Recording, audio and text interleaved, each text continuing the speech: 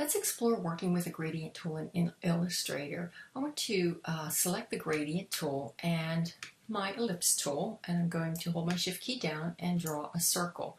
Now let me select that, and notice that it's white, so I can select a gradient from my gradient option over here, and I have a gray gradient, white to black, and I can explore working with that. I can also rotate it so I can change and see I'm expanding it outward, making it broader, changing the direction of it.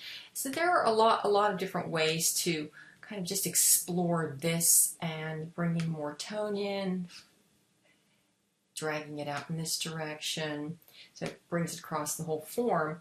And if I want to expand just the edge out, I have to get it just right, so I am adjusting it outward without just dragging it across the form. I mean, if I drag the whole shape across, it changes the gradient, takes it off the board, so to speak. So there, and I can make it wider. I mean, there's a lot of different ways to kind of fool around with this. That's one option.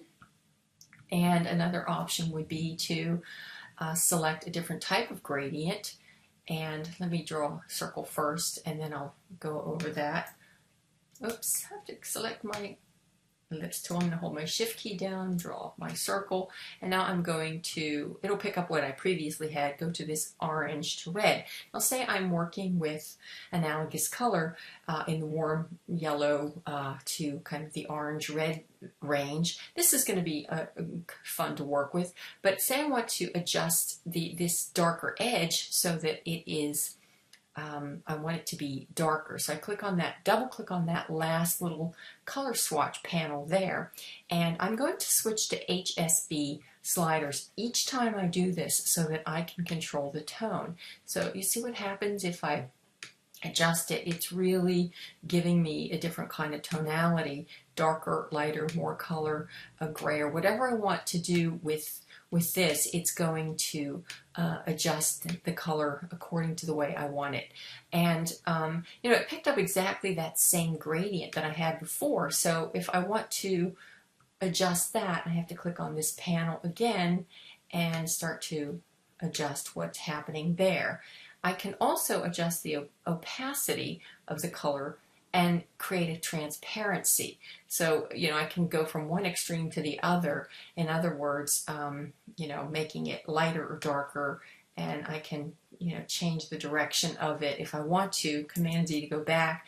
And, you know, this is not as effective as, you know, that half color fill isn't working as well.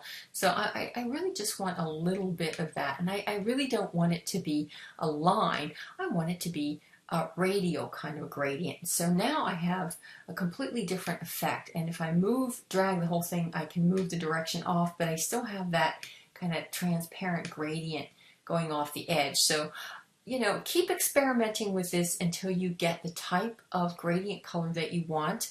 And if you do want to change the color, let me go back to this one for the moment. Click out of there and click on this one. If I want to change the color, let me double click this and go into HSB mode and say I'm working in a similar color range. I want to go into more of a red-orange color. There we go. And I want it darker, grayer, because I want it to feel as if it's further back in space. I want it neutral. Colors tend to feel like they are closer to the viewer when they're high-keyed, bright, high-saturated, warm colors. Muted tones, even for a warm color, graying it down, making it more neutral, will cause it to drop back in space. So enjoy exploring working with these color options in Illustrator. And if you don't want a stroke line, you can always change that later. Click on the tool or click on the shape, go into the stroke, delete the stroke, do the same thing here. Unless you want a color stroke, you could choose one of the same colors and delete the color. Oops, let me try that one again. I want no stroke lines because they tend to flatten out the form. So now I have two shapes that look like they are in space. I can rotate the direction of things, move things around until I get them lined up the way I want, so that if I'm creating a composition. Hope that helps.